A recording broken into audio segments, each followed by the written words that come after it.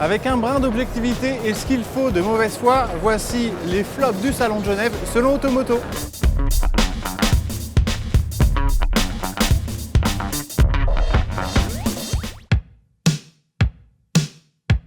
Moi j'ai un flop ici à Genève, c'est chez Porsche qui aime bien, châtie bien. Je vous ai parlé tout à l'heure de la 911 GT3 qui pouvait désormais s'équiper de la boîte mécanique à 6 rapports, cette divine transmission qu'on avait essayé sur la 911R. Eh bien déception, elle n'est pas là sur le stand. Vous reconnaissez ici la commande de la boîte PDK.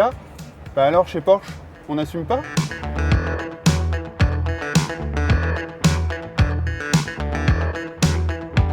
On le voit avec ces lignes, eh bien, le nouveau DS7 Crossback cherche clairement à concurrencer les Audi Q3, voire les Audi Q5. Malheureusement, sous le capot, il n'y a que des 4 cylindres et encore c'est un simple 1,6 litre. Ok, ça monte jusqu'à 225 chevaux, il y a la boîte auto à 8 rapports, mais même pas de 2 litres ni même de 6 cylindres. C'est un peu juste dans le monde du premium.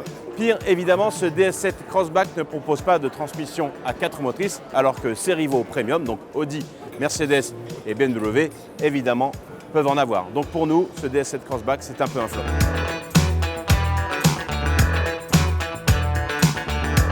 Déception chez Alfa Romeo, je suis ici à côté de la Giulia Quadrifoglio, une voiture que j'ai adorée lors de notre road trip transalpin. Et comme vous pouvez le voir, eh ben, elle a toujours 4 portes, alors que la rumeur annonçait une version coupée pour ce Salon de Genève 2017. Dommage.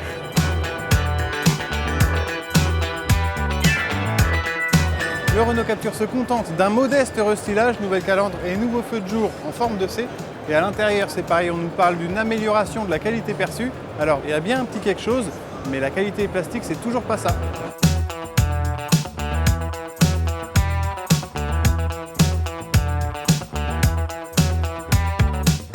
Je suis tombé sur un flop chez Mercedes avec le pick-up Classics. Sous la carrosserie, c'est un Renault Alaskan ou encore un Nissan Navara. Donc ce n'est pas une Mercedes. Et en plus, il s'appelle Classics. Moi, j'aime pas le nom, ça fait un peu olé olé quand même.